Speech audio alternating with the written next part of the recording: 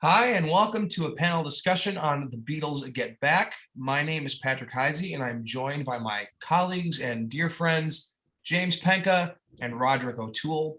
Rod, James, and I know each other from our time at the Baldwin Wallace Conservatory of Music, where we did a yearly, painstakingly recreated Beatles album concert. We are going to be sharing this podcast across a variety of platforms, so no matter how you're seeing or listening to this, thank you for taking the time to hear what we have to say.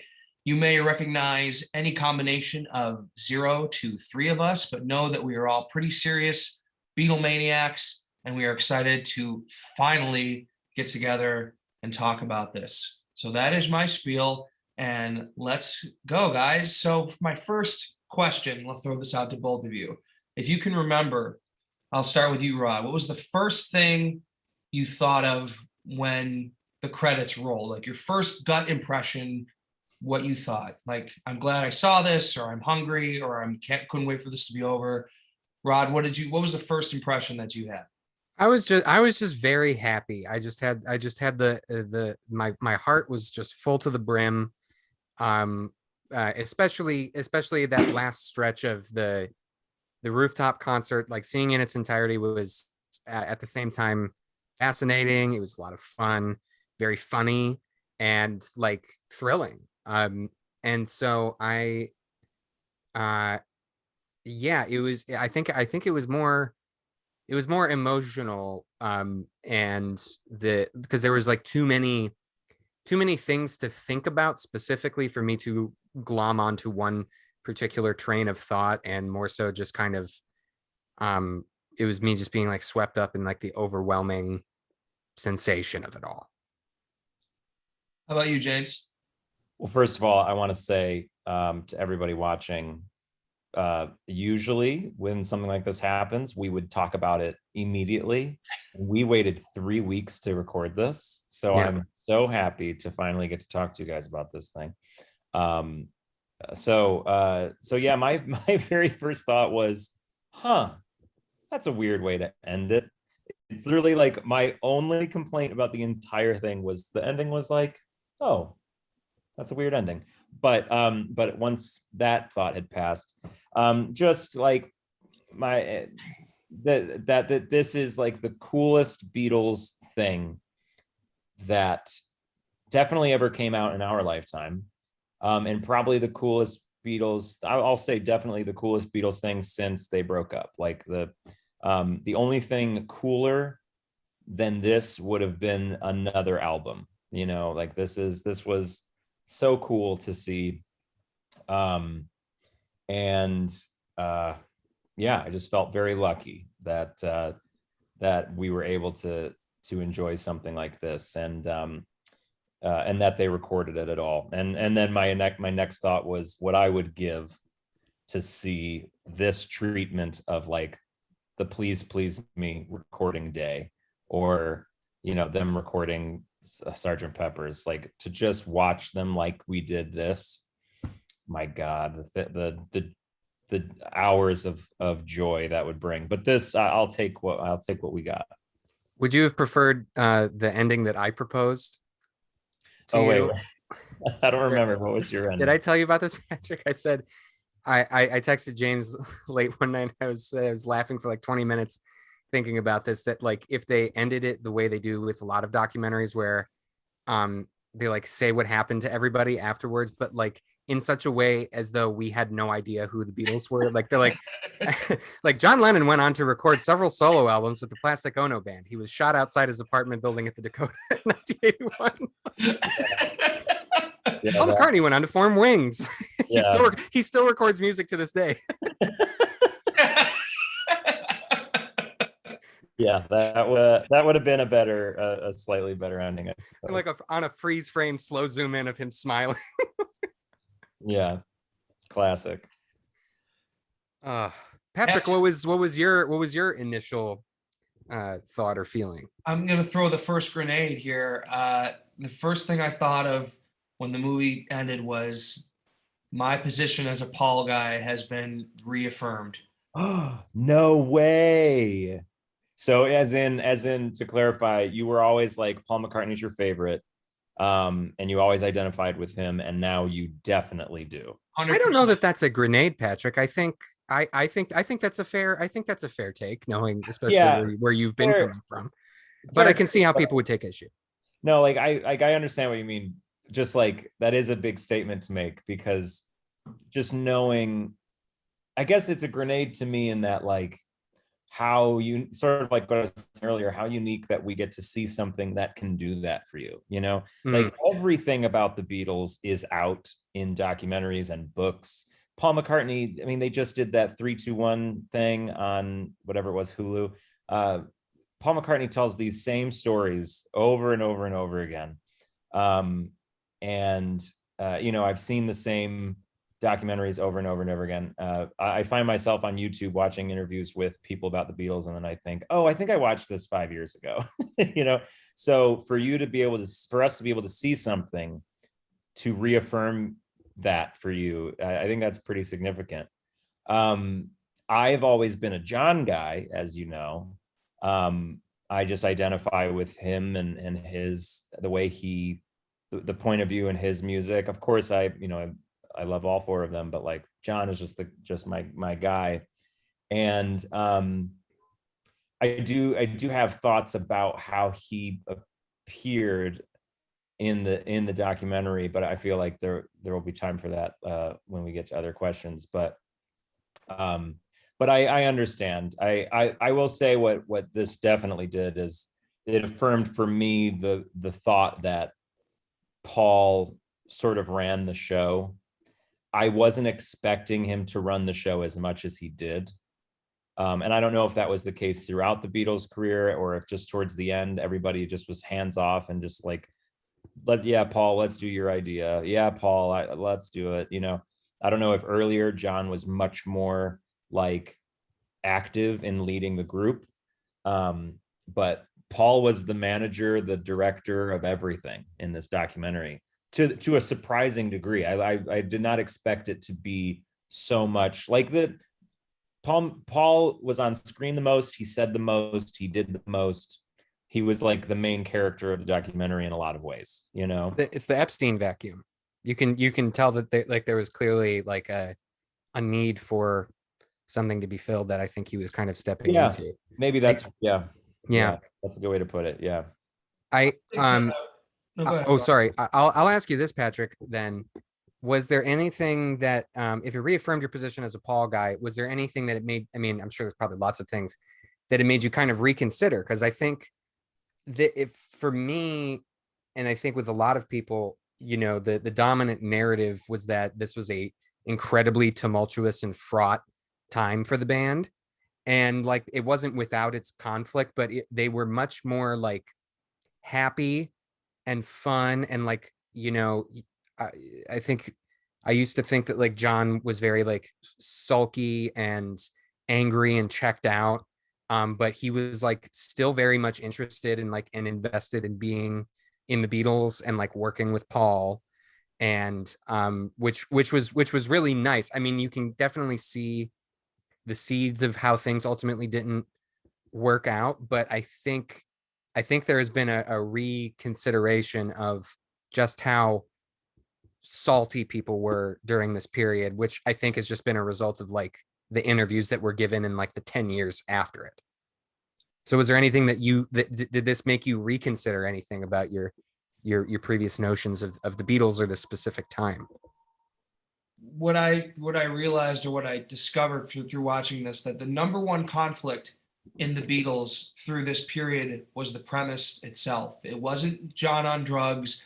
It wasn't George feeling like he was some junior partner. It was the fact that they put themselves in this ridiculous circumstance of recording an entire new album of live material in 3 weeks in January, and they're in a cavernous film studio space that they've never been in before, and they barely have any songs. Like that was the proverbial noose that was around all of their necks, which made everything more difficult. Of course, there were tensions that probably were exacerbated by the circumstances themselves.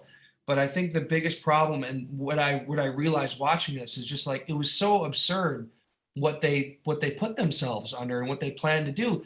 they had not performed live in 3 years, which in like the 60s might as well have been 10 years. So they had to, in addition to all the logistical concerns of recording an album and staging a concert, like just getting themselves back together as a live band.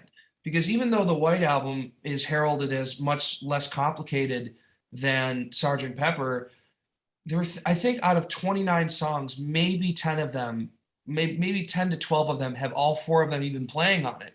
It's not as if the White Album was them doing a ton of bed tracks of the four of them in the studio getting back and playing. There was still a lot of overdubs and there was a lot of fragments going on. So in addition to the premise, they're rediscovering themselves as a band, and they have 3 weeks to do it, and they have to figure out if they're going to put a bunch of fans on a cruise liner, if they're going to go into an amphitheater in Greece. Like it just, that is probably my biggest takeaway from all of this. Watching this that I didn't know before or didn't think about as much before is that the problem that they was what they put themselves under, what they expected to do. And what I would say about Paul is that all at once Paul comes across looking the best and the worst. This was Paul's idea. I mean, that needs to be said. So he deserves the blame and the credit for it. I think it was a good idea, but the idea that they were going to do it in 3 weeks was absurd. Who starts on January 2nd? Like that is I think one of the more insane details to me, that like that's when ordinary people go back to work. And even at that, you're kind of easing into things, but to come in and be like, "Hey, look, is it going to start the album?" It's like, it's psychotic. Like, It's because of the Magic Christian. It's Yeah. all because of the well, Magic now Christian. that's the real noose that was hanging around everybody's neck, was Peter Sellers and that Magic Christian. Oh boy. My my like biggest eye-opening thing was just like I knew I guess I knew that they were much happier because we'd been hearing it in every every interview with Peter Jackson and the Beatles were like they're a lot happier than I thought they were, like that was like, so I knew that was coming. The big thing for me in this documentary was aside from like the fascination of watching them work, which is just fun to see like how songs come about and how they came up with different things, how they came up with harmonies and whatnot. But the biggest thing for me is just the dynamics between them.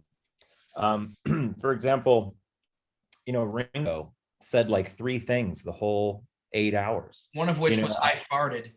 Yeah, right. Like I think I knew he'd be quiet. I knew he'd be in the background. That is how he is in his drumming as well, as he just stays in the back. I did not expect him to be truly not even there, which was fascinating. Paul, as I said, I was surprised by how much he ran the show. But my biggest surprises came in George being such a bummer. Like, I don't know if this is a long-standing thing or if this is just recently as he's becoming more and more frustrated with being second fiddle and all that, third fiddle, I suppose. He was such a downer. He didn't want to do anyone's ideas. He was like, as a person who's currently working on projects with creative people, like we've all, I deal with one right now, and we've all dealt with the person who's like being a major bummer. And it just sucks because I can feel Paul's frustration, like pulling George along, like, come on, buddy, don't worry, we can do it together. So I was surprised by how much of a bummer he was. He came off to me as the most annoying of everybody. Like if I if I watched this documentary with no prior idea of who the Beatles were, and you asked me, okay, this group is going to break up in a year. Why are they going to break up? My very first thought is, oh my God, George is killing them. George is absolutely going to be the reason that they break up. He's going to quit, and he does quit, but like he's going to quit, and they're just it's gonna ruin the whole thing. And then my other big surprise, as I mentioned, is that John was as just sort of sitting back as he was just along for the ride. And then of course Yoko sitting there the entire documentary, but like no one cared at all. They hardly mentioned that she's there. they mentioned in that at that one point there was a meeting where John didn't come and Yoko came for him, or Yoko spoke for him and he was there. Like, so that's like a little weird, but watching her sit in that chair, like she didn't get in the way of anything. She didn't. So like just watching, and then Linda as well, just watching the dynamics of the four Beatles and seeing that Paul was much more Paul than I thought. John was a lot less John than I thought. Ringo was a lot quieter, and George was a bummer. It's just like that was the big thing that has forever changed how I view the group, at least in this era. I assume when a couple years earlier, I'm sure the dynamics were completely different, but yeah. I think I had more sympathy for George after all of that. Really? I have, yeah, I because first off, like I think it's got to be tough because like he's a talented songwriter, not on the level of Paul and John, but like I can't imagine what it would be like to be, wanting to do more, but you are locked out of like the most intense and fruitful and like wonderful songwriting partnership. Like there's no way you're elbowing in there, and to deal with that for so long. I mean, they're coming off the White Album. Think of how many takes they had to do for Obla Di Obla Da. Everyone was pissed off, and you write While My Guitar Gently Weeps, and that winds up being the B-side. Like, I would be pissed off too. But I mean, I think what made me sad particularly was about the whole thing, but particularly for George, and then ultimately for the fate of the band, is that conversation he's having with John, where they're like, well, what if we were able to just, I think George would have been less of a bummer, to your point, if he had been able to like just go off and make All Things Must Pass, and then everybody can do their own thing, and then they come back together when it's time to make another Beatles record. It was this inability to kind of communicate directly about a lot of this stuff. I think that's why they were at Twickenham for as long as they were, because like clearly right off the bat it sucked, but nobody everyone's being like all British, and we're just gonna like stiff upper lip and just kind of be polite about everything, instead of saying like, hey, this is how I'm feeling, or this is something that I really want, or this isn't working and we need to try this. To that point, Rod, I think George was never on board with the idea to begin. That too. I think he was a sourpuss because he was never on board with a live show or a documentary, or I mean, in the very first parts of part one, there's the whole, like, he has the line, oh, you're recording our conversation. Like he's that unaware of what's even happening, and he's not happy about it. And that's kind of, I think all of what you said was right, but specifically that period of time, I think he was mainly unhappy because he just didn't want to do it. And like he was giving it maybe a half-hearted effort, but then he just gave up on it. And I think it explains why when he does walk out, I'm still a little bit suspicious that there wasn't, like, that was the extent of it. I'm leaving the band now. In general, I don't feel like it was revisionist history, and I feel like we got what was on tape, what was there. It still feels a little bit, I'm a little unsure about that, about George walking out being that simple. Okay, I'm leaving the band now.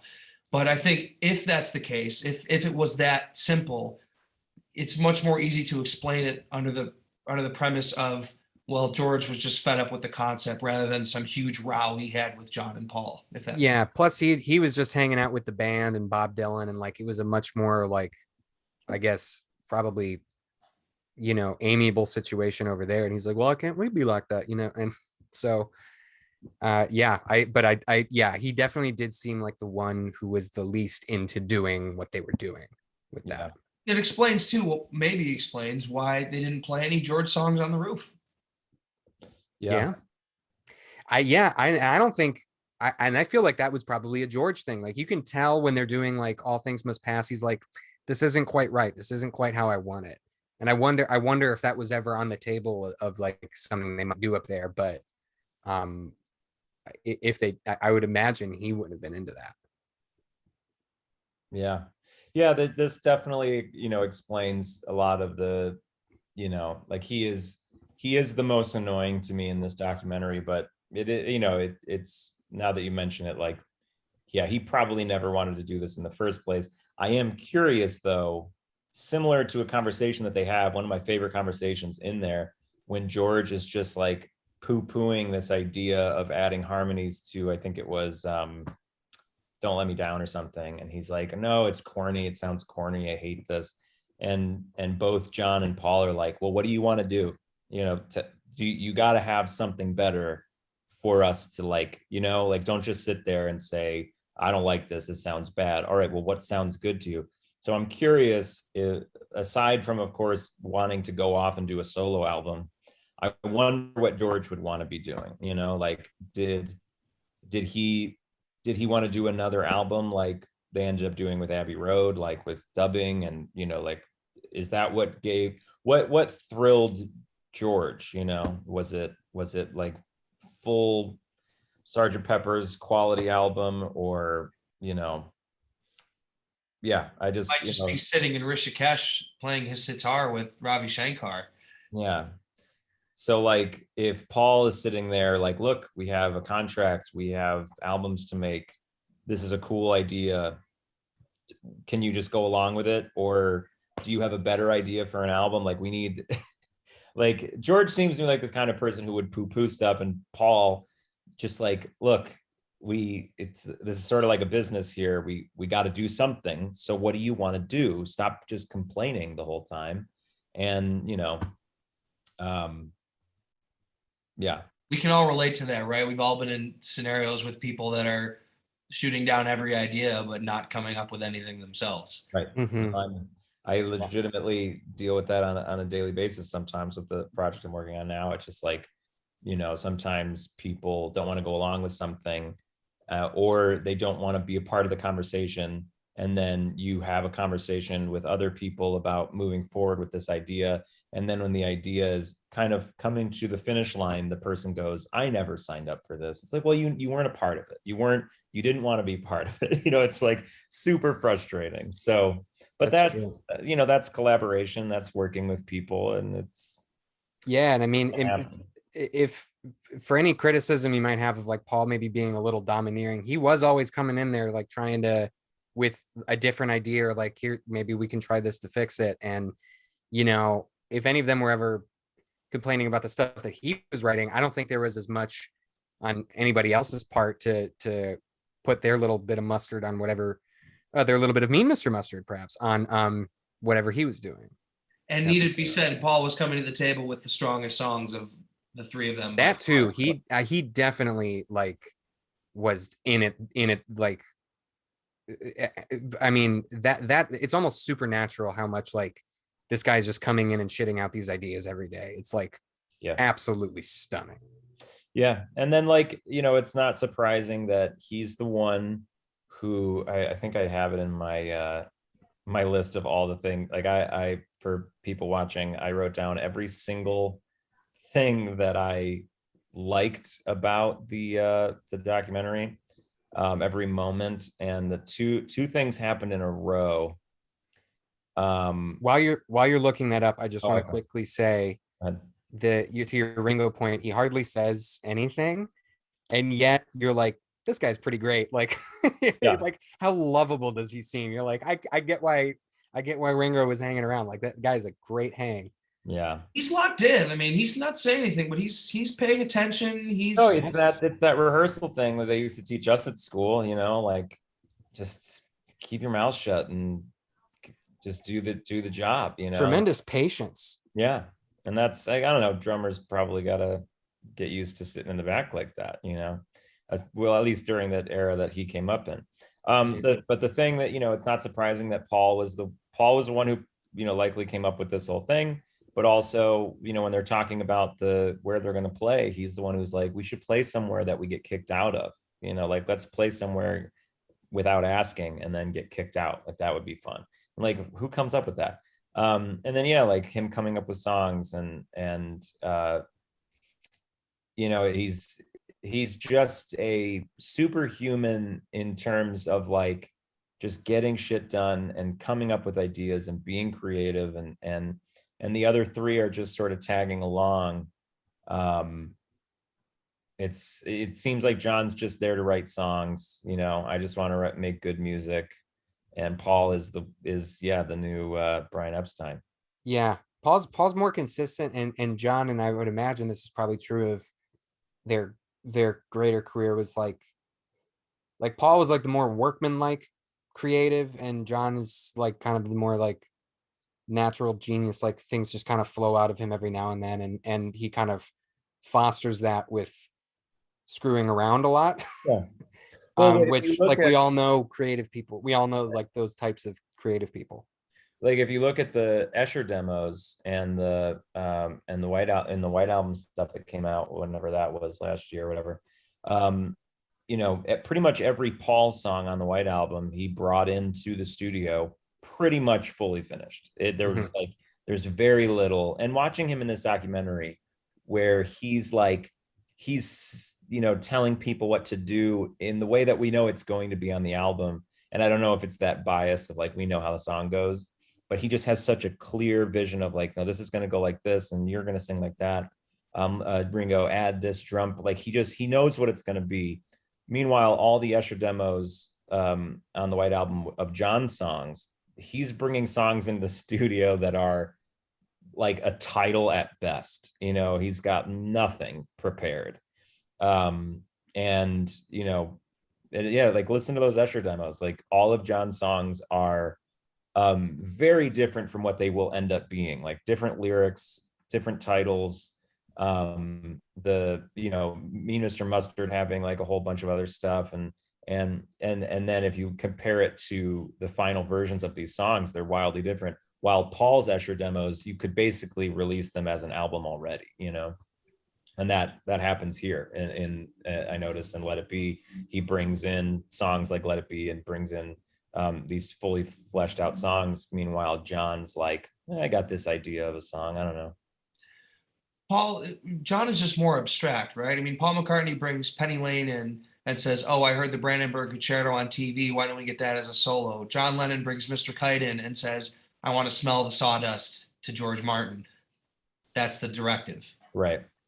Equally brilliant, but just kind of two different. And that's what made Lennon McCartney as a collective so brilliant. I want to touch on Yoko for a second, because one of the things that, in terms of like how this movie changed my perception of things, I had always imagined Yoko as, like many people, certainly not to the extent that a lot of people, narrow-minded people have, but Yoko as the burden, as the albatross there, and why is she there, and why does John want her there? But when I was watching her at the sessions, I kept thinking, why does she want to waste her time? Like, she's an artist, she's in that sphere, she's sitting there like clipping coupons. Like, that was something that I hadn't really, a perspective that I had not thought of before. But I was watching her and going like, you are wasting your time, not like the other way around. And I know like she's in love and she loves him, but I mean, it was extreme. I mean, like, I thought about one of the early mornings in Savile Row where John gets behind the drum set. Like, clearly he's not going to stay there. He's just dicking around, and she follows him and sits next to him on the drum set. What? Yeah, I think. Oh, go ahead. I do think it's just like John and Yoko had a certain connection that I don't know if any of us like can experience. I don't know, like they had this weird thing. And I use the word weird on purpose because I do think it's a little odd. I mean, he called her mother, and it's a little bit of a weird relationship. So I'm not surprised that she is sitting there the whole time. I did see moments of her work. It seemed like she was working on some art while she was there. So I don't think she was terribly bored. But yeah, that is a good point. Like, she was there for the entire month, just like nothing to do, I guess. I think as a counterpoint, that part of the reason that she might have been there, I mean, I'm sure a lot of this has to do with John asking her to be there. Like, he has a lot of responsibility with all that. And I'm sure she continued to do it because she got to watch the Beatles. Um, so, you know, for as much, because I've heard other people be like, why would she just sit there and watch it? It's like, we sat there and watched it. Like, and we watched and if I could do that, if I could sit next to John Lennon and That is true. watch all these guys, yeah, I'd be doing it. Of course. True. But yeah, I do think it was funny how much people were like, hey, I can't believe she like broke up the band. It's like she's just like reading the newspaper and occasionally getting on the mic. But there's a whole discussion about, and I think I've had this with Patrick at least before, but there's a whole discussion to be had about why Yoko is labeled with being the, you know, the blame of it all goes on her for literally no reason. I mean, it's obvious that, seeing this especially, even at one point, Paul like defends her being there and, you know, makes a joke about how one day, you know, the Beatles will break up because she sat on an amp. That's one of the mic drop moments of the whole thing to me. Yeah. Right. Paul went to bat for them more than you'd think. And plus, let's not forget that like John got together with Yoko like right after Paul and Linda did, because, you know, I think there was a degree of John being like, my partner's with somebody else. I gotta get a new partner. Right. I would say, Rod, that I think Paul was with Jane Asher for a while, but they had always had a tumultuous relationship. And then he got with Linda, and then it became like, oh, this is for real. And I think similarly, John was with Cynthia, and they were married. They had Julian, but it was never. I mean, he loved her clearly, but it wasn't his person. I think he always knew that deep down. So I think him seeing Paul with Linda, and clearly Paul had found his person. I think maybe that galvanized him a little bit to say like, okay, I got to stop messing around with this person that I actually don't really want to be with. Yeah. Can we also, I would like to talk about some of the one of my favorite things about this documentary is a lot of these fun side characters in like the cadre of people making the album. There's a lot of great stuff. I think I texted you both as I was all in on the arc of the PA, who's just like, there's constantly these lingering shots of him bringing in tea and sandwiches, and then he ultimately does what I think is the coolest thing, not like done by somebody who isn't a Beatle, which is when John can't remember the lyrics on the roof and he holds them and he's like smoking a cigarette at the same time. Yeah. And I'm like, that's and he's very nonchalant about it. He's like, yeah, just another day at work. I'm like, that is so cool. Redhead guy, right? The redheaded guy. I was a big Magic Alex fan. I think that guy's hilarious of like character. I was just overjoyed by how sweet Mel seemed to be. He just like he got to like, yeah, they had him play the anvil on Maxwell Silver Hammer, which is fun. But like at one point, Paul was literally writing The Long and Winding Road, and Mel is there writing down the lyrics for him. And I think, if I remember correctly, at one point, like they're kind of discussing it together. It's not like Mel is like writing the lyrics, but he like, Paul like pitches a thing to him, and he goes, no, this would be better. Okay, let's do that. Like he's kind of part of it in a weird way, you know, and he's just so sweet. Like every time they'd show him, he'd have a big smile on his face, and he's like a big dude. So he had that gentle giant thing about him. And if I remember correctly, he sadly also committed suicide, right? No, he got killed by the police in Los Angeles. Yeah, it's a crazy story. Well, maybe you could look it up after this. Yeah, I'll have to look up. It's a sad story, but he was, and then there was a weird thing where his body got lost like after he died. I mean, it was a whole weird thing. Wow, looking that up after this. But yeah, like just seeing him throughout the documentary, just seemingly being like the sweetest dude, and getting to do all these fun things. That was a fun part for me. It's always been amazing to me. One of the things that amazes me about the Beatles story is that as humongous as they were, they always had a very small, tight inner circle.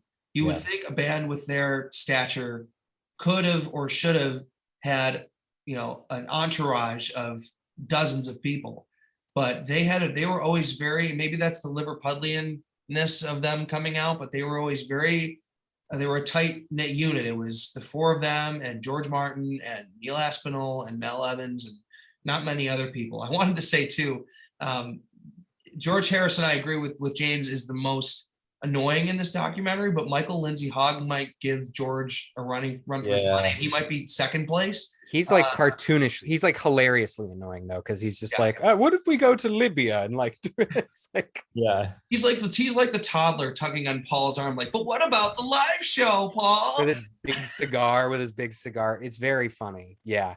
The other I have to touch on Magic Alex again for a second, because you talk about this entourage, like they should have had like a bunch of people like just like mooching off of them. And I don't think Magic Alex necessarily was consciously, but I think there was some sense of like, if I hang around, this could be a bit of a meal ticket. Cause like, they're like, yeah, this is the guy we had like set up our studio. They get there, nothing works, but he has this great prototype of a guitar with a rotating neck. Oh my God, that guitar. Wow.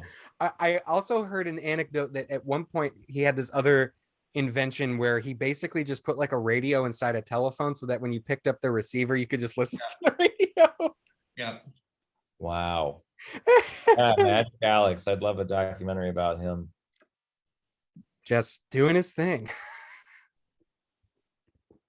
What did you guys think about George Martin's presence or lack thereof, like his place in the documentary? Yeah, that was pretty interesting. I actually, the whole who produced Let It Be, Get Back stuff is so confusing to me anyway. I actually wasn't even sure if we'd see him at all, just because they weren't really making an album, they were just recording songs, but then, Glenn Johns produced it, and then that murderer guy did Phil Spector redid it.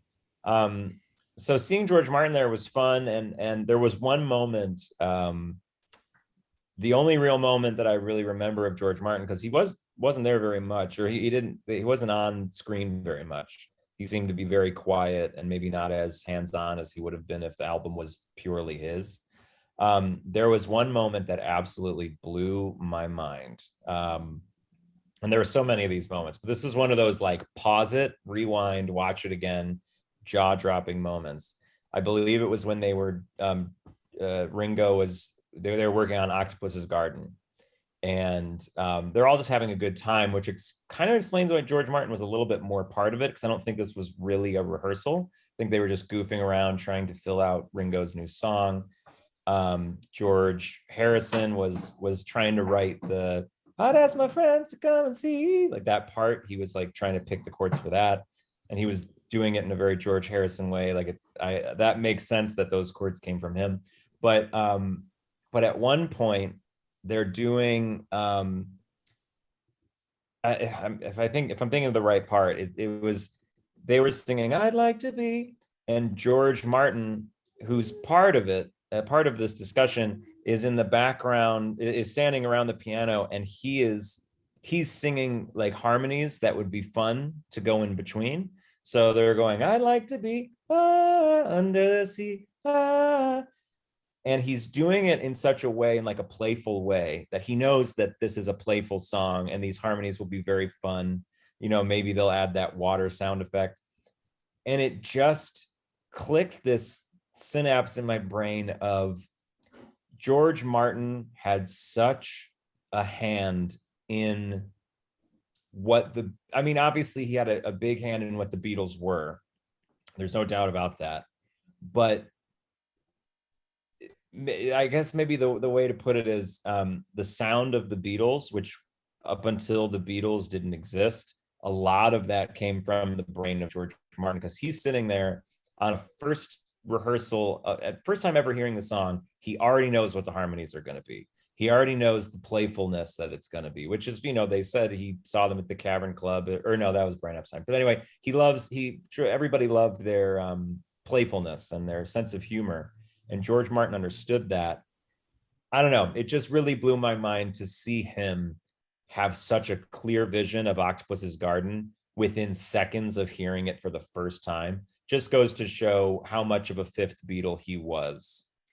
He seemed like a great guy too. Like Yeah. you're right, he wasn't on much, but it's like he seems like a real bench. I get why they had him around. Right. But speaking of fifth Beatles, I mean, we haven't touched on Billy Preston yet, but man, oh man, was it just like night and day when he shows up there? Everybody is just real. It was all like another night and day moment is when they move into Apple. And it's like clearly like everybody, for all the stuff we were talking about, how much George has been a bummer, like John's kind of taken, being a little lax.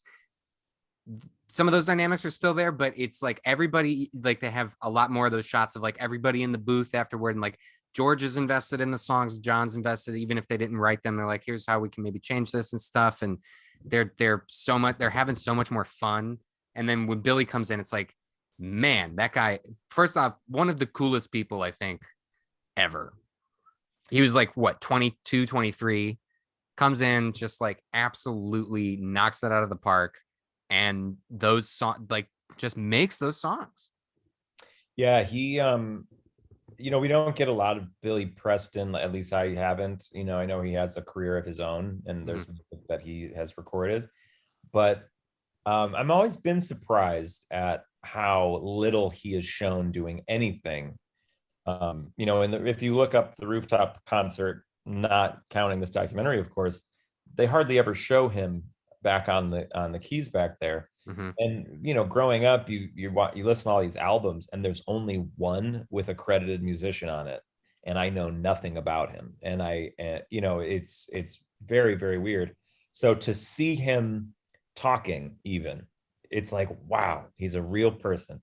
And but yeah, when they got back to Apple, I do think there was an improvement, but I still felt it still was such a mess. And he walks in, he sits down, and I think the first thing they play is like "Don't Let Me Down" or something. And I don't know, based on the editing, if what they showed is the first take of him playing along. I'm sure they ran through the chords with him really quick or something, but it seems to be like the first or second take. And he's playing note for note exactly what he will play on the final recording, which is just pretty incredible to think that you can just pull that out and your first attempt is going to be your last attempt because it's that good. He makes those songs, and then they literally say to him, "We have been banging our head against the wall for the past 2 weeks or whatever, and you just made this." That was a really incredible feeling, to feel the lift that they all felt. The songs were better. The music was just it was incredible. One of the mic drop moments was that first take of whatever song it was. John half jokingly is like, "I want him in the band." Like, and he had a hot hand at the time. Like, he was from like 70 to 76. He's with the Rolling Stones. It's like, the guy was on fire. Yeah. He clearly had a very big hand in the musical development of the song "Get Back." If you remember, there's one point where they're trying to find the harmonies coming out of one of the solos, and Billy is the one who he plays a lower voicing on the keyboard, which helps John find the get back to where you once belong, because he couldn't find it before. He knew he wanted to do a lower harmony, but he couldn't find his note. But Billy Preston has the presence of mind to change the voicing. He plays a lower kind of bluesy voicing, and John's able to hear it and find it. That was one of the really cool moments for me. And I bet that that may have struck a chord with James, because that relates to James's own experience. Okay, so that's something I wanted to bring up. So for those watching, I have a pretty iconic lack of ability to sing harmonies. I can sing them once I get them, of course, but I have a really hard time learning them, I guess is a better way to put it. And there are some harmonies in Beatles songs that are notoriously hard for me to sing. and I think it's usually when they're lower harmonies, or I don't know what it is, but there are just some harmonies, and that's one, like that get back harmony is hard for me to find. And something part of the reason I identify with John is I know that's an issue that he had. He has a hard time with harmonies and a terrible time with lyrics. And watching this documentary, man, just I was dying the whole time because all I wanted to do was text Patrick, like, can you believe how much John struggles to learn harmonies like I do? But I couldn't text you that because we were trying to save it for this. Yeah, it was terribly funny watching him go get back, like completely wrong.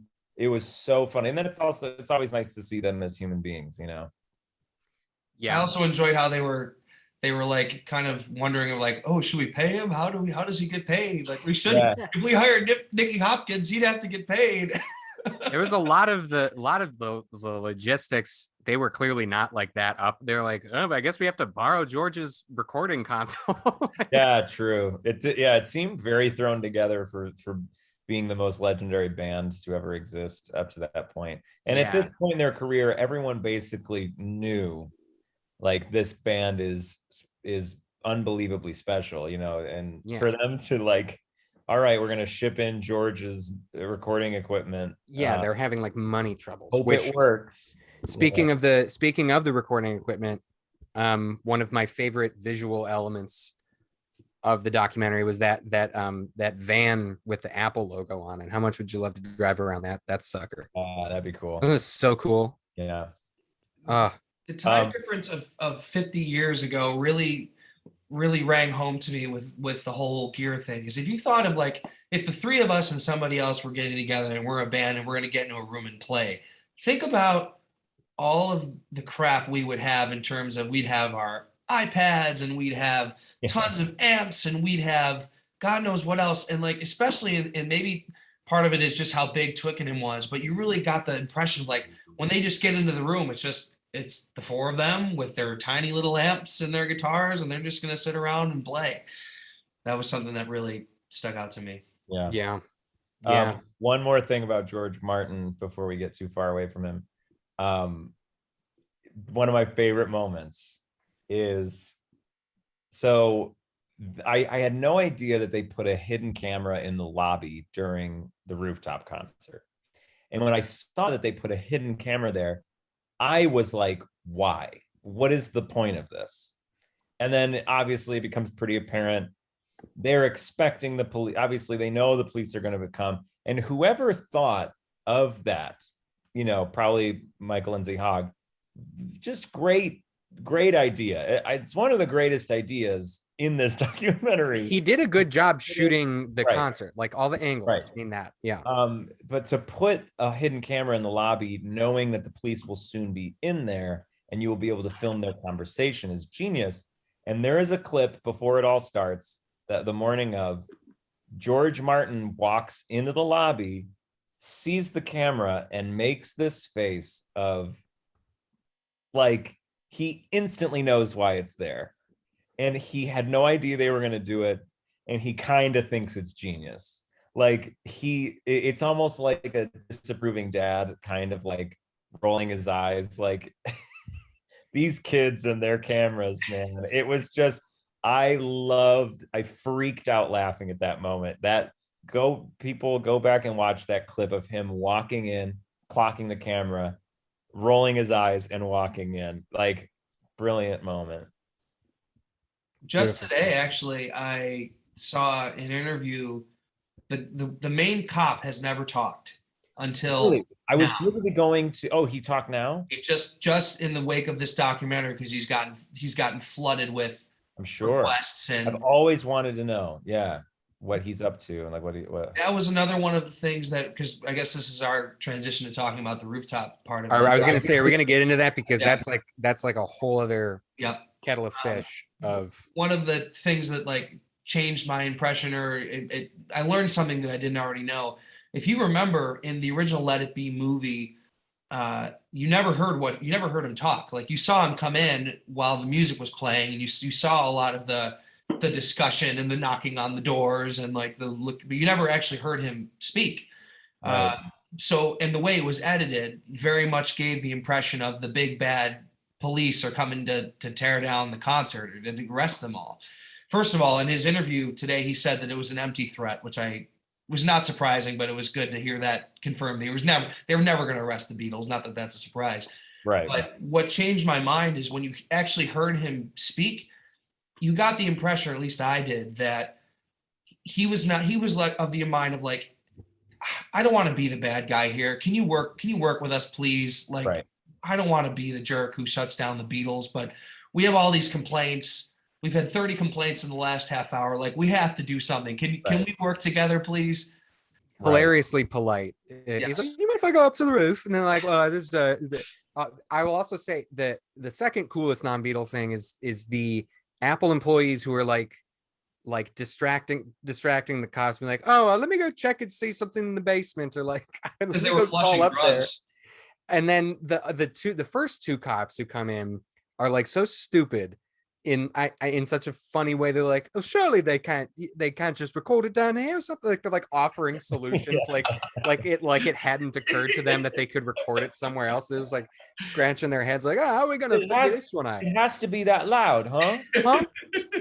Sure. Yeah, You it's mean gotta they be can't that do it loud, down but- here? They can't do it in the basement.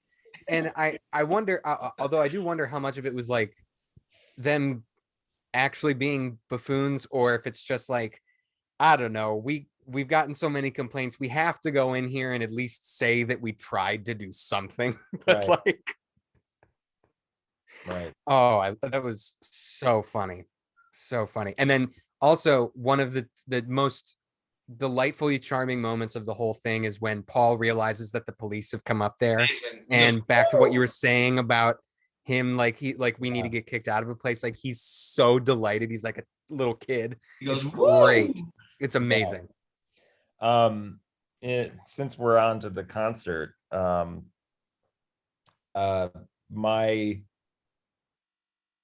my favorite thing during the concert was I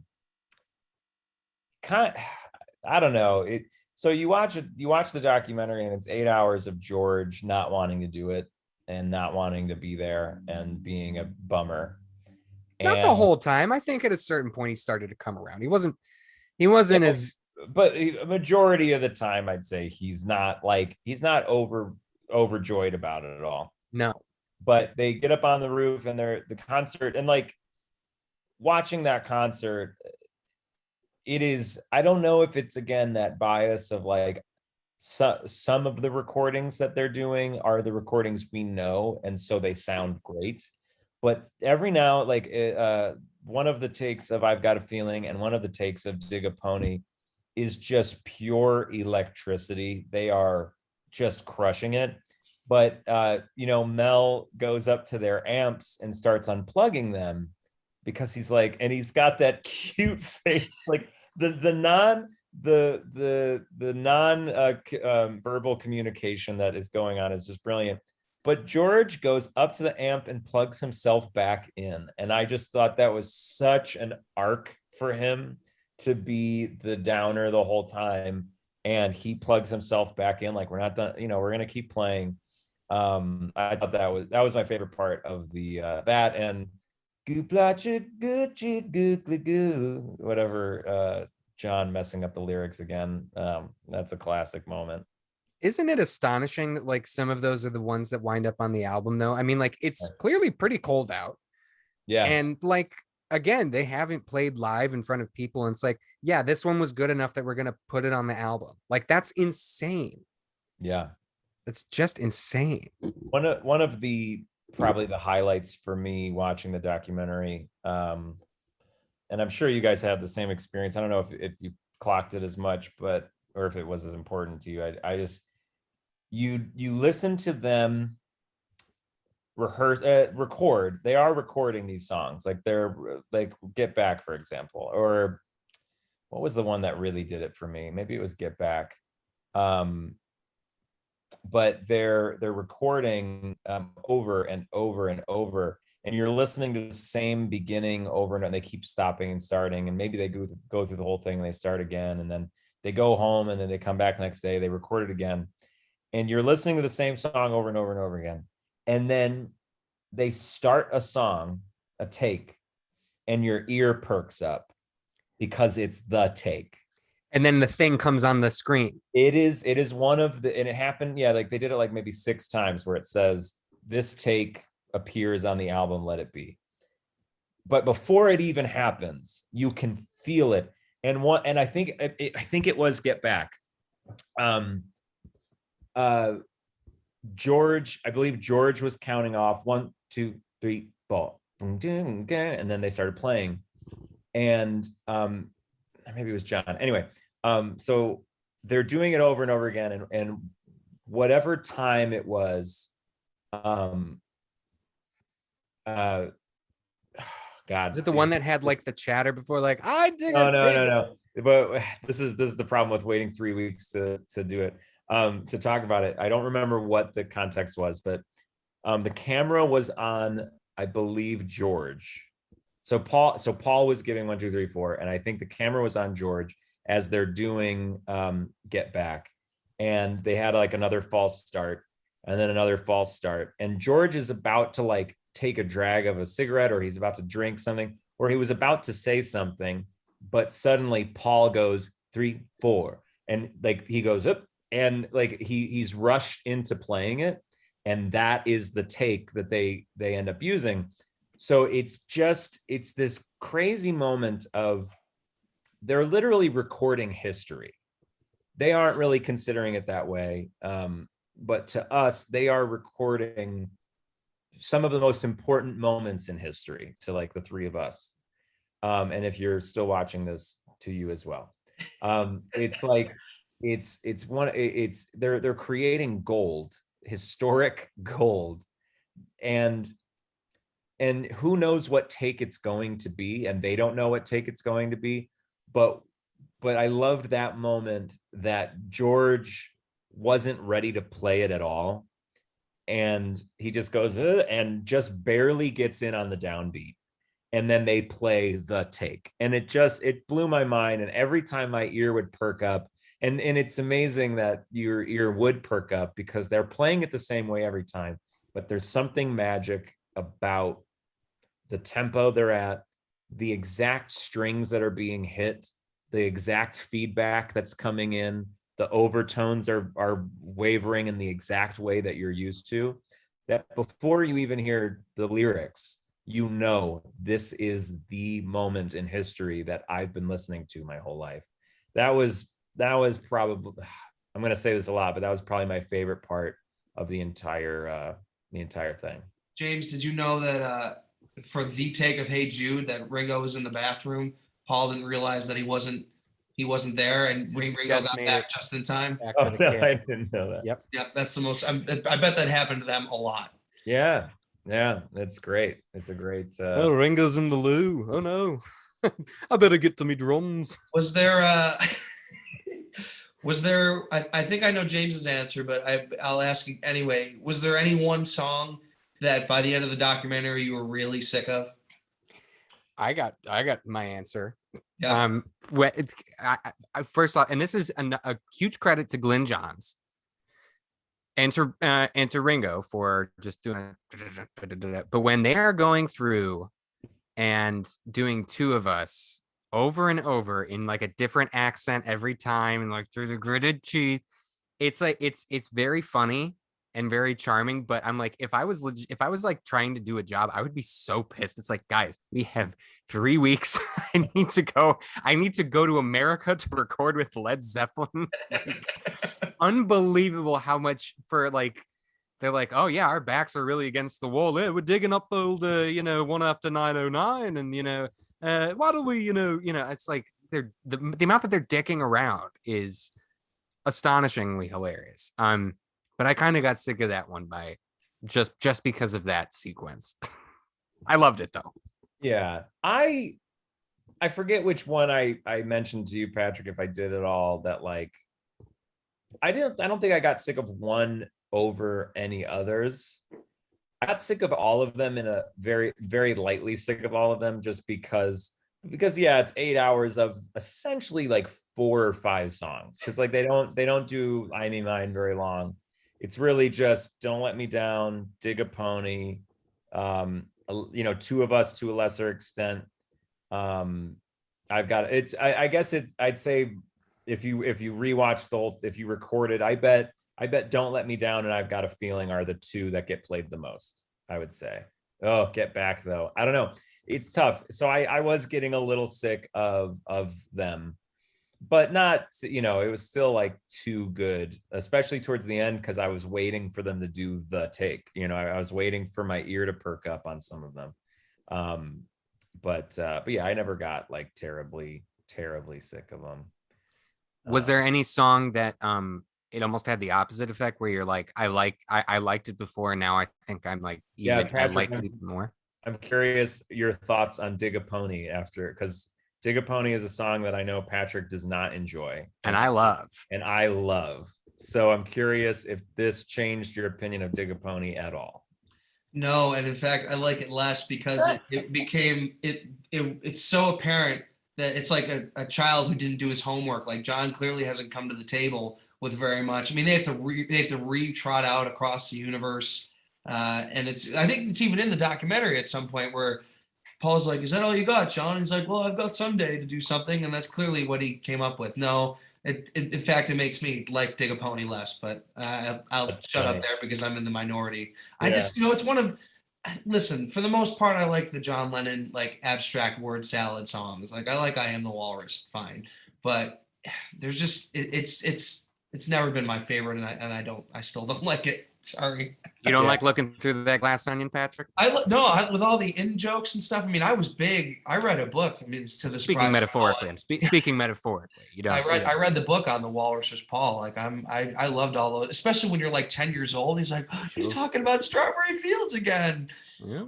So no, I didn't like, and knowing what John is capable of and knowing what he brought to the table for other things. I mean, for whatever reason, maybe it was the drugs, maybe just where he was at in his life. It was just not a particularly fruitful period. He's not the John Lennon who wrote, I think, 10 of the 14 songs on A Hard Day's Night or something like that. He just is not.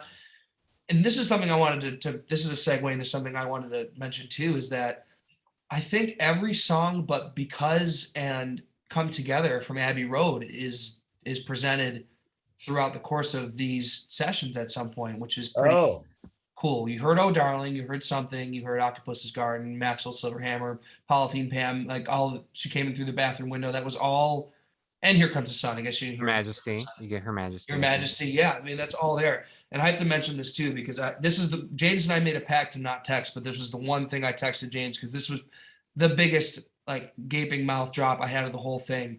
When they're twicking him and Paul is playing, he's workshopping Golden Slumbers Carry That Weight. And the impression that we all have of those two songs in its place in the Beatles canon is like it's the end of the medley, it's this big hurrah, it's like their fond farewell. And to see Paul at the piano with Ringo and Mal Evans, like these workshopping Golden Slumbers Carry That Weight as like a Yellow Submarine-esque like children's sing-along song, which I never heard that in any or seen that in any books or anything like that. That was something that totally blew my mind. I never would have thought that because I knew the bit about Paul, adapting words from something he saw on the piano, and I would have never in a million years guessed that he would have even considered it being a Ringo song. No offense, Ringo, but like Ringo, it being a very light, fluffy song as opposed to this serious lullaby.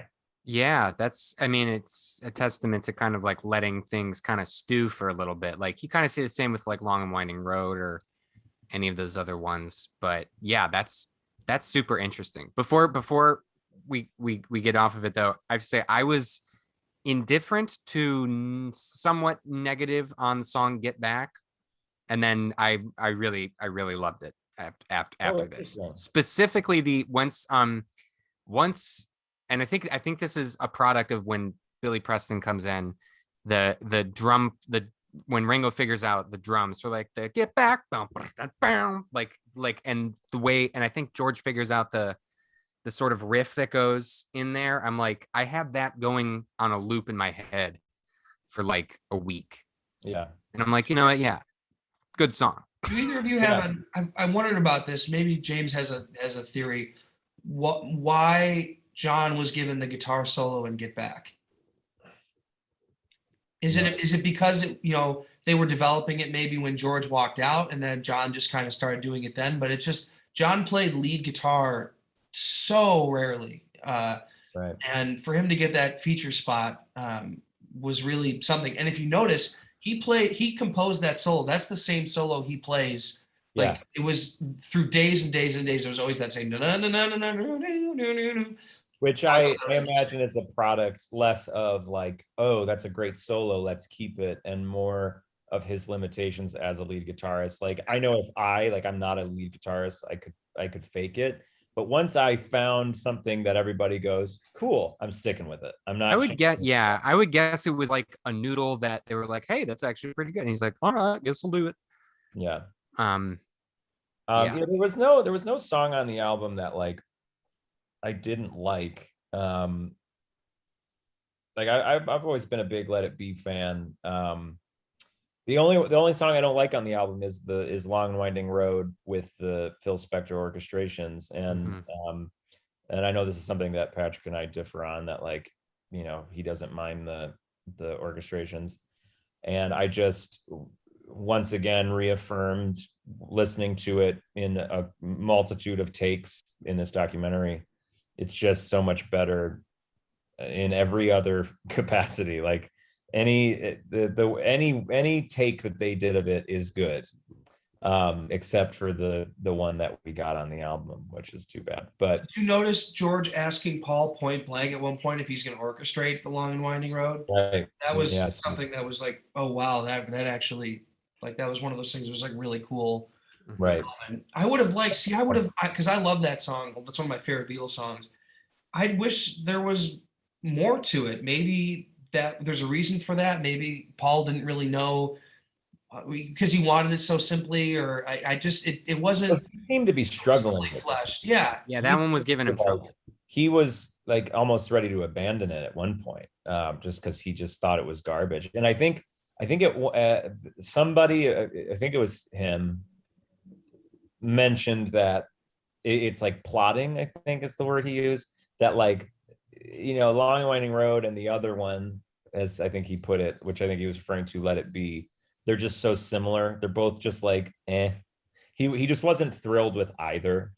And he ended up getting Let It Be to a place that he liked, of course, but Long and Winding Road, I just don't think he, and when I think they asked him, are you going to orchestrate it? And he said, yeah, there's definitely something that needs to be done to it. I don't think it's final by any means.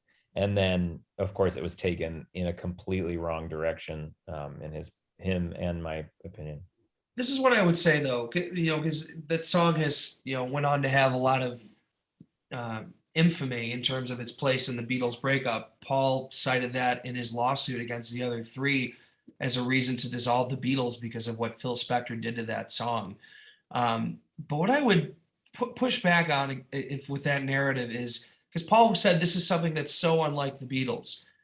I would say Good Night on the album that they had just done is this very lush orchestrated with harp and a women's chorus behind them. And for Paul to say that the Long and Winding Road, and George Martin has said this too, that the Long and Winding Road was like with the Phil Spector orchestration was so out of character for them, I don't necessarily agree with. It's out of character clearly for what the premise of the album was, like, yes, get back to the roots. Maybe that's what they really meant, but I've never bought the idea that this Phil Spector orchestration on the Long and Winding Road is some huge departure. Right. Yeah, if the Beatles aren't orchestral, then like, what is A Day in the Life? I have a question for you both related to this, the rooftop concert, and it's speculative, but they really seemed to like they were jiving with the rooftop concert, and they talked about, wouldn't it be great if we performed, live? What do you think? Because one of the theories that I have, in addition to what if they had been able to like say to each other, what if we just go and do our own thing and then come back and make these Beatles albums? What do you think the result might have been if they had been able to do like a good tour that was like well produced in decent venues where they had like a good sound system and they were able to like have the thrill of performing live as a band again? Do you think that would have saved them? I don't know. I just think there's so many things went into the breakup. People love to just put it on one thing because it's easier for our brains to digest that, like, it was Yoko's fault, or it was Paul's fault, or it was John's fault, or nothing was ever the same after Brian died, or whatever, or what Long and Winding Road, stuff like that. But I can't imagine that be like a divorce, like the end of a long relationship. There's no way that it's one thing. And if you think of it like a divorce or a marriage that's falling apart, it's like asking, do you think if we went on one great vacation that we could have figured it out? No. That's true. Yeah, maybe delayed it for sure. And gosh, to have a tour for people to go to, and maybe we'd have recordings of or video of.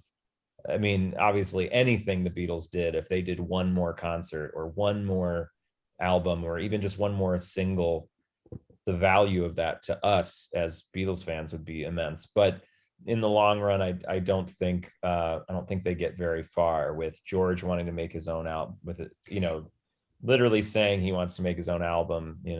But maybe instead of like a vacation, it was more like therapy, where like maybe they could then get to the place where they could say that, like, I want to go do my own thing. I don't know. But it's funny. It's funny. I was just listening to an interview with Paul Thomas Anderson, the director, and he like said the same thing of like it's like a divorce where, like, if your parents get divorced, it wasn't just one thing. It was like an accumulation of a bunch of small things.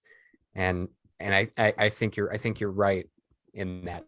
And I don't know that it would have, overnight fixed everything, but I'm like, they might have had a better shot of like working something out. You have to remember too that how touring had gotten to be so problematic for them by the end of it. I mean, there was the whole John Lennon bigger than Jesus thing. There was they got chased out of the Philippines. I mean, it had become such a shit show and just like actually unsafe in terms of their well-being that I think for them it would have taken them a lot, I think, to be convinced to go back on tour. I mean, for crying out loud, look how much they were dragging their feet about. I mean, it's about as low risk of a live performance as it can get to be on the top of the roof of your building that you own, playing songs that people aren't even going to know, and you can't even really see them at all. Like, they're not looking down and they can't see you. Right. And just for that low risk one-off 40-minute concert at lunch, by all accounts, they were hemming and hawing right up until like 10 minutes before they were even going to do it. So no, I think, to your point, Rod, I think if anything was going to save them, it would have been taking a year off, doing solo projects, kind of taking a breath, which is what they did between Revolver and Sergeant Pepper when they stopped touring. When John went off and did How I Won the War, George goes to India, Paul does The Family Way, Ringo goes and visits John, doing How I Won the War. That's what, if anything was going to save them, and I think that's a tale as old as time, quite frankly, for a lot of bands, because up until probably the 21st century, there was when music changed in terms of album sales and all that. I mean, there was a real pressure to put out an album, if not every year, every 2 years. So you didn't get that break that I think a lot of artists or a lot of bands now are afforded to. That's what I think. Space is what could have saved them. Like, let's just, I mean, they've been incarcerated with each other for almost a decade at that point. Right. Yeah. So, George makes All Things Must Pass. John does Plastic Ono Band. Ringo makes Magic Christian 2. Magic Christian 2, Back Off Boogaloo. And it becomes the highest grossing film in the world. Hey, there was a time in the early 70s when Ringo was the hot hand. He had Photograph and It Don't Come Easy. Hey, man, He had a that's number. He had a great stuff. number one. He had a number one solo hit before John Lennon did. Was that when he was in the Hollywood Vampires, where he was just like out drinking all night with Yeah, with Harry Nilsson? Harry Nielsen. Yeah, it was the Lost John Weekend. was there too. Yeah. Yeah. Ah. Um, yeah. Yeah. I think it's clear. It's clear that, to me anyway, that they're reaching the end of the line. I mean, maybe not in the way that a lot of other people expected. A lot of people probably were hoping that those signs would manifest themselves in huge arguments and people saying "fuck off" to Something- each other. But you something can clear just to tell point that. to, I mean, yeah. it's just like a ship that's like losing steam. You know. right. Because what I, and this kind of goes back to sometimes what Yoko gets blamed for. People want to scapegoat, obviously, but particularly people who are just super emotional about the thing. So like, like all of us, for example, we love the Beatles more than anything. The Beatles are the greatest band of all time. They couldn't just fizzle out, like it had to be Yoko. It had to be a big fight. The reality of the situation is that, as we saw in this documentary, it seems that it's just like a marriage that's slowly falling apart. And it's so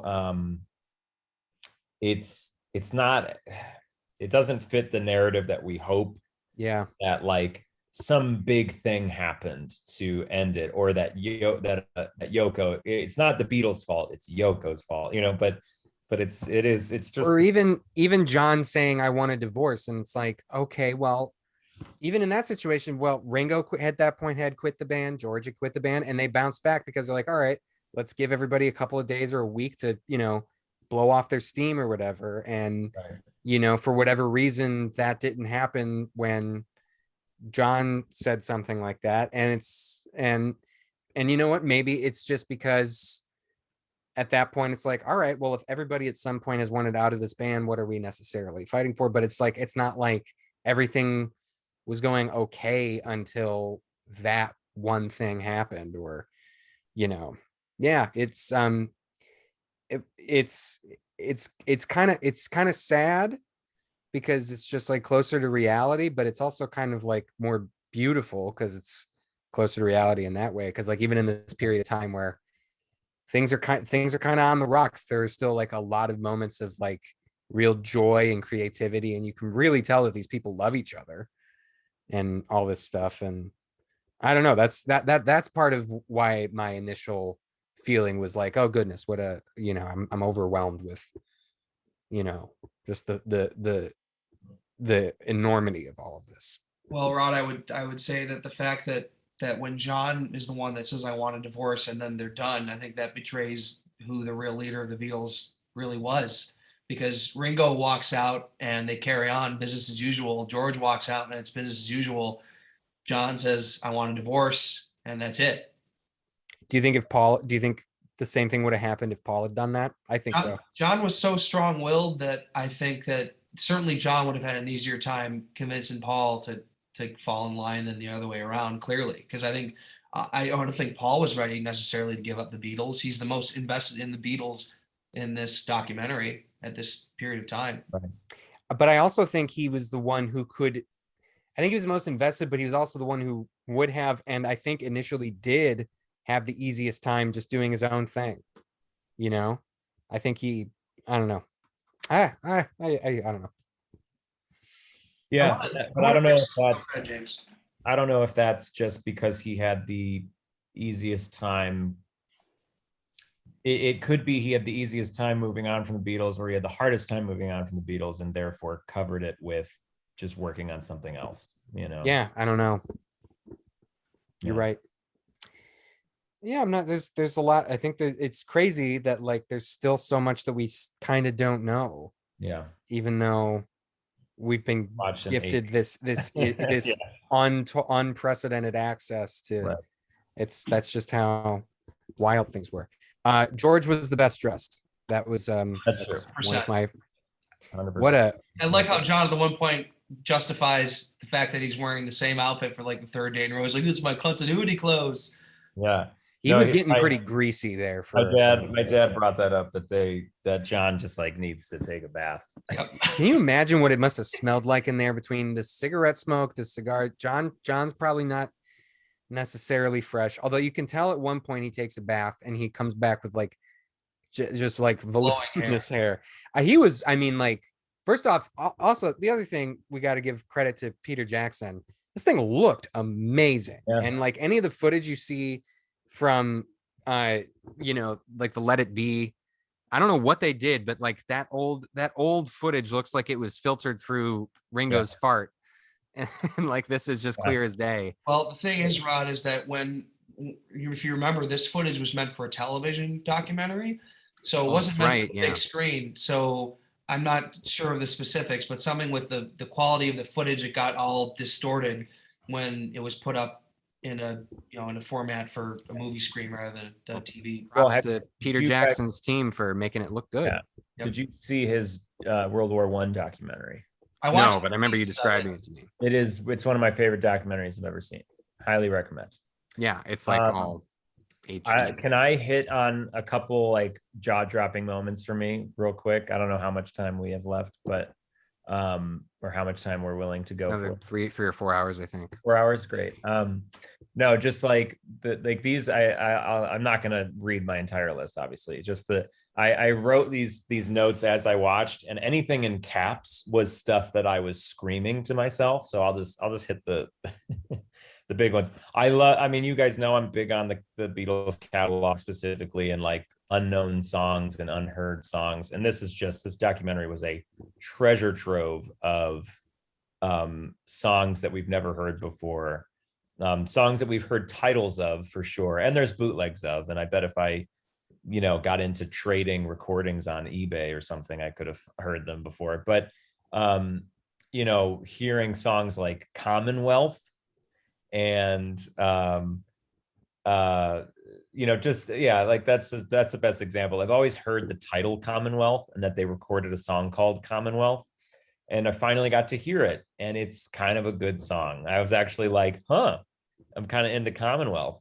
And just all the old songs that they brought up to, like, when they were ended up settling on One After 909, but they're playing like Thinking of Lincoln, and just song after song that I've been dying to like hear the Beatles version of.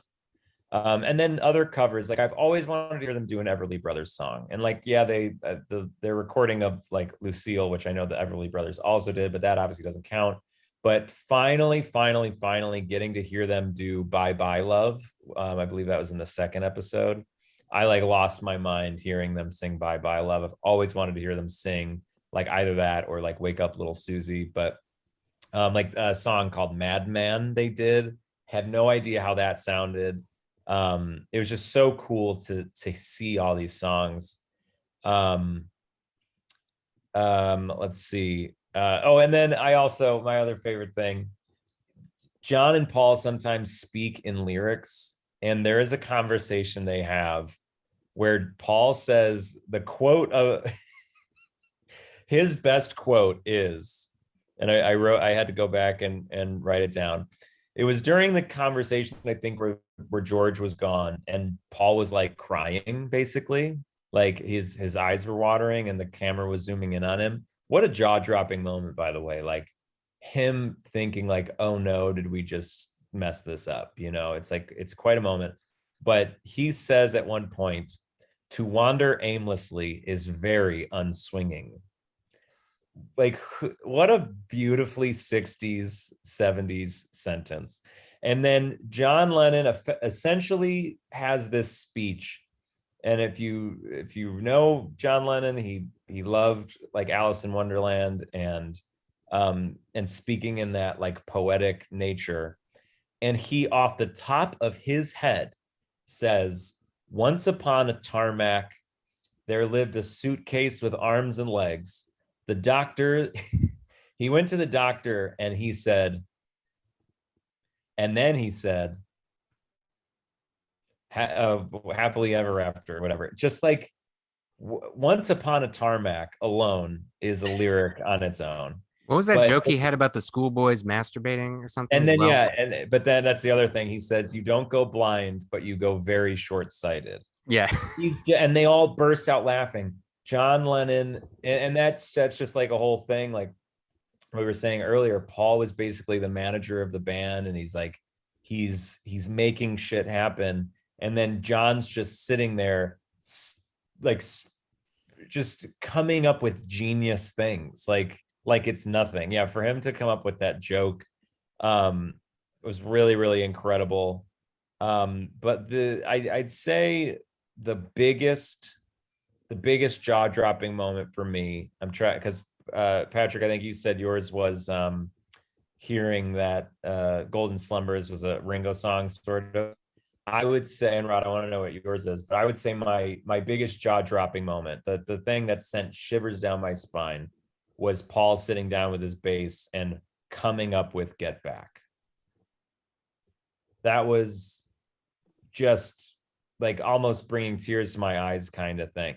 Like, I think that's the moment that most people who watched it are going to remember most. Yeah, it was unbelievable to see him sitting, and then the little thing, like Paul starts to, feeling the pressure of needing another single, Paul starts to come up with the Beatles' next great song or something, and you hear him like doing nothing, and then you hear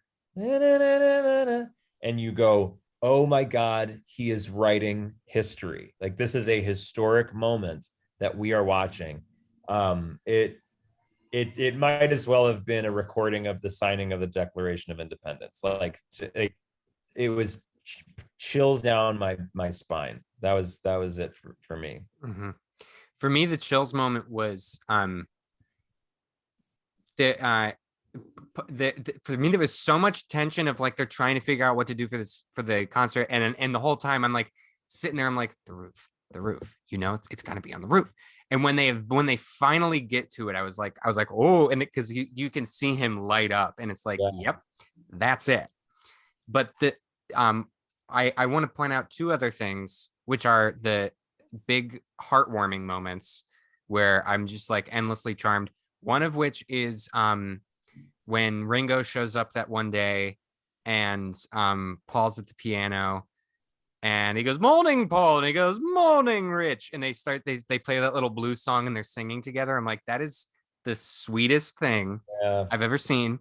And then the real sweetest thing I ever saw was when Linda's daughter comes, and they're all playing with her, and like John's talking about like, no, you can't eat the kittens or whatever, and she's sitting at the kit with Ringo, and I'm like, it's just the most, it's like, these are the best friggin' guys in the world. Like, how could you not just love these fellas? So cute. And then I mentioned that Paul realizing that the cops have shown up. That's fun. One of my favorite things. I'm like, I hope I feel that way about something someday. Yeah. Before we wrap up, I want to kind of bring it a little more personal to us here for a second, because there are people. I'm going to post some of this maybe on our old channel from college, and some of it is going to be going towards a Beatles class at Carnegie Mellon, who have seen a lot of our videos. For those who don't know, we were, as I mentioned at the top, a long time ago, that we were in a group that reciprocated. We recreated, that's the word, a Beatles album every year in college, and it went on. It was a project that went on for 10 years. I don't know if it's still going on, but while I had you both here, because there are going to be people probably watching this who remember what we did at that time, I'd be curious to hear both of you, if you could name or talk about one favorite memory from your time doing those Beatles concerts, one song or one performance or one thing that maybe is the when you think of the experience always comes to your mind, or what you tell other people most about it, or maybe just like a particular memory that you want to think about. James is smiling. I think he knows what he wants to say. Do you know what you want to say, James? Yeah, I have a bunch, because like I remember the first concert we ever did, and I remember that for how we did 2 performances of Abbey Road the first year that we did it, and the first performance no one came because there was a concert the same night. I was there, and you were you were there.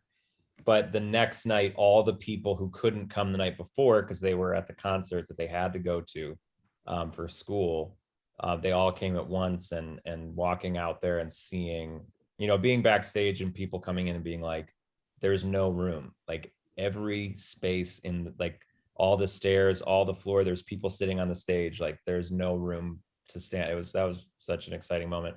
But I don't think anything encapsulated what we were doing and how special it was that we were doing what we were doing. Then we're doing Magical Mystery Tour, and we're doing Penny Lane, and we need a trumpet, a piccolo trumpet player, and of course we have what's his first name? Mr. Brindier. John Brindier. So John Brindier, he's a trumpet professor, performance professor. I'm not quite sure, but he plays the piccolo trumpet and happens to love the Beatles and obviously knows the solo. So he plays it for us, and we did it a few times. I don't remember the rehearsals of it. I'm sure I was like pretty mind blown by it at the time, but it was performing it live, and it's on YouTube, which is great. And that's why I remember it and why I was smiling, because whenever I tell anybody about Beatles Festival, that's the video I show, because it shows off that we were recreating the album so faithfully that we actually got a guy to play the piccolo trumpet. And you've heard this piccolo trumpet solo 3 million times in your life on the recording, and you've never thought much of it. Obviously, it's cool, but to see it done live gives you this appreciation for what really went into these songs. And in the video, he's playing the trumpet solo, and everyone's like kind of cheering because like, oh wow, they got someone to actually do it. And then when he hits that high note, the place loses its like the crowd goes absolutely nuts. And his face being cheered for like that. I mean, you play the piccolo trumpet, I don't think you don't get like rock and roll crowds cheering your name, basically. So that was like just such a highlight for me. Yeah, there was always one or two songs per concert that were kind of like skip overs on the album. Savoy Truffle is the one that comes to mind immediately, especially when we like brought in the horns. It's like, oh, this is a song about like your friend eating too much dessert and it rips. And then it became a favorite. But there was like a ton of moments. Like I remember specifically coming in on the harmonies during the medley with like that moment. I'm like, that's one of my favorite moments in any Beatles song, because it's like they're all singing, they're all harmonized, the music's just like full bore behind it. It sounds great. But really, it was I think my favorite thing about it was similar to what you were saying, James, which is that like, part of the cool thing about it, and the reason we were able to do like a faithful recreation of the albums, was because of the great resource of the other musicians at the school, because this was done through the Conservatory of Music at Baldwin Wallace, for those of you who might not be aware. And I wasn't a conservatory student, but I was involved with this concert. And the thing is like we would have these orchestra, like a 30-piece orchestra, mostly of students, with the actually almost entirely of students, with the exception of like one or two, professors like John or something. And, looking back, like we all had like full course loads. Conservatory students especially had like wall-to-wall classes. Everybody had like a performance ensemble requirement. Like if you were a vocalist, you had to be in a choir, or you were maybe in a play or a musical as like a performance thing, or you're in an orchestra or some sort of a chamber ensemble. These were all like academic requirements that you got credit for. And everybody had homework, and there was no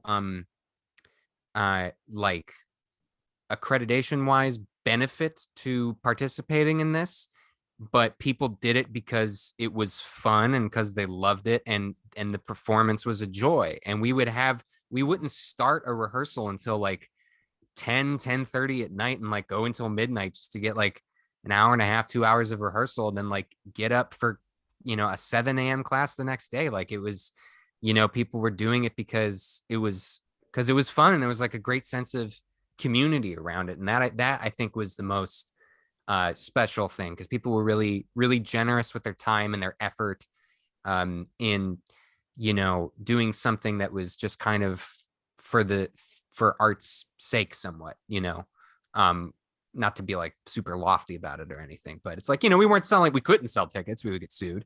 But yeah, it was just a very pure expression of like fun and love of music.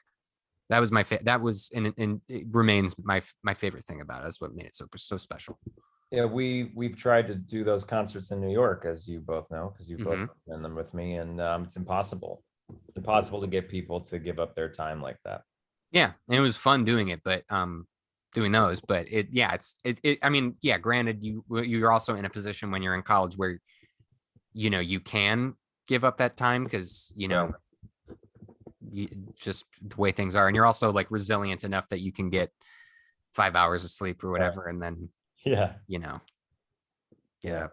Also, this isn't super inspiring, but I remember because we were in college when we were doing White Album, we had like the first full orchestra rehearsal on St. Patrick's Day, and I showed up having celebrated the holiday, and it was the first time that I was singing a good night with like the full orchestra, and I'm like, oh no. And I felt so bad, because I'm like, I'm doing okay, but I'm like, I like this orchestra is way too beautiful for me right now. Like I don't deserve it. Patrick, what is yours? Yeah. I mean, there's so many. One of the random ones I never told this to anybody actually, but I'll share it here, is that it's a random memory that just sticks out in my head. The day we were doing Magical Mystery Tour, we all showed up to the main stage theater. It was our first year doing it in the big house, and we loaded it all the gear in, and we're ready to go. And this is maybe 2 hours before the concert, and I had forgotten something in my dorm, so I had to walk back to my dorm and maybe put my tie on or something. And I'm walking back to the theater where we were doing the show, and it was this beautiful cloudless sky, sunshine on March day in Ohio. And I was walking, and like I just randomly started like crying to myself, because I was just like, everything hit me about how special the whole thing was. And we had put so much work into it, and it was before it had even before we were even doing that concert, but just everything in that moment really like hit me. The kinds of things that usually only hit me in hindsight about how cool things were and how special things are, and what a great experience. But that's a random memory that sticks in my head. Rod, you kind of alluded to it, but I always liked exposing people to the album tracks that they probably, especially in this era of streaming where nobody listens to full albums anymore. When we did Lovely Rita, I mean, it slapped. It was my favorite. It was a song I never cared for really. And then we did it with that whole psychedelic outro. But it's really, I mean, as much as I love the Beatles, I mean, it's all about the people. It's all about those, the care, as you said, Rod, about like we were doing it all for free, which is actually at expense, personal expense in many cases. That's true. Yeah, that's true. We even got a prominent Cleveland lawyer to sponsor. Yeah, that was actually, I don't know why I didn't say that. I got to meet Tim Misny. We were back. There's this very eccentric attorney who heavily advertises in Northeast Ohio and through strange. Everyone has that lawyer from their lawyer. So whatever that lawyer is, imagine somehow through the raconturing of one of your friends, he's somehow like subsidizing the thing, and in exchange he gets to do like the introduction to the concert. And I'm standing backstage having grown up in the region, and he's going on like this rambling, like almost nonsensical thing about like about and I can tell everybody in the audience is like, why is this happening right now? And I'm like doing backflips backstage. I'm like, this is the strangest set of circumstances in my life, and it's like hilariously so. But yeah, it was a very pure thing, wasn't it? It was. it's hard for me to listen to like to choose to listen to the Beatles because like it has such personal gravitas in terms of my own journey and like it's big with my family. Add that to, you know, we're all far enough removed from college where like it brings that nostalgia and those warm and fuzzy feelings. It's just like if I'm sitting down to listen to any of those albums, like, oh my God, it's so heavy. It's so dense with Sure. sentimentality. Yeah. I have to say that anytime we brought in like the first time doing Honey Pie with the orchestra, because that the White Album I orchestrated. So that was the first time hearing it with real musicians or doing Good Night.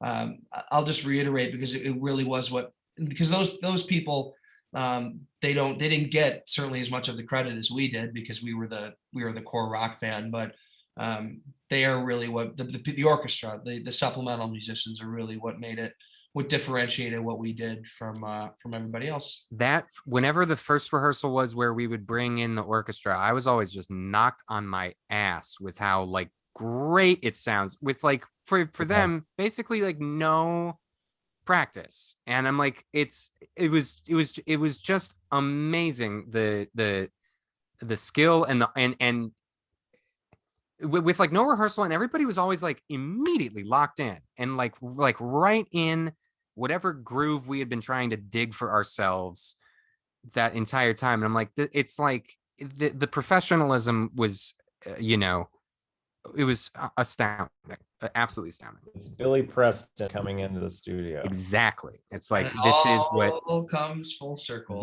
yeah, it's like, that's what's tying it together. And we were all brought back together last year at the outset of the COVID-19 pandemic. We did a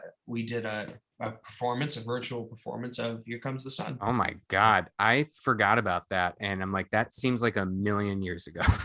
It certainly feels that way, and we all thought, oh, this is just going to be a fun little thing that's going to last a couple months, and here we still are, almost 2 years later. Yeah. Gosh, if I would have stuck to my Beatles series, I'd be all the way to like episode 100 by now. You would.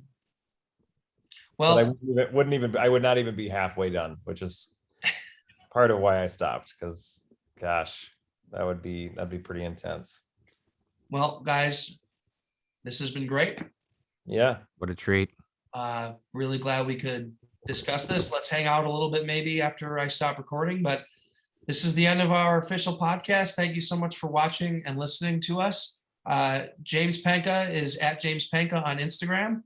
Rod, are you Rod O'Toole? What is your Instagram handle? It's at Roderick O'Toole. I just deactivated my account temporarily. By the time this goes back up, I might be back on. So look for me. Okay. All right. And I am at Patrick Hyzy. I'm pretty much everywhere. Thanks for watching and listening. Take care. And we hope we pass the audition. I was just gonna do it. I was gonna do it, but I didn't. All right, good. I'm glad somebody did it.